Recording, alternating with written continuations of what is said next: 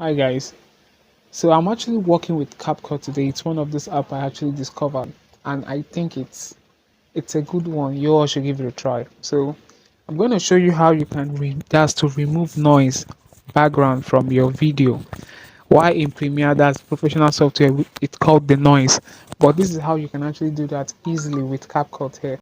So I'm going to be showing you how to remove sound background noise from your video. Capcut. Click on new project, find the sound.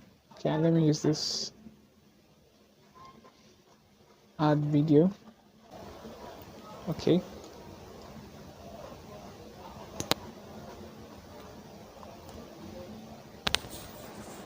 Good day, people of God. as you can see, I've actually done this. So how to remove the sound? You click on the clip.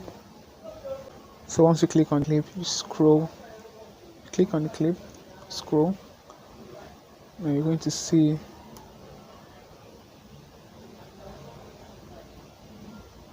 reduce noise. Click on reduce noise. Then you toggle this on.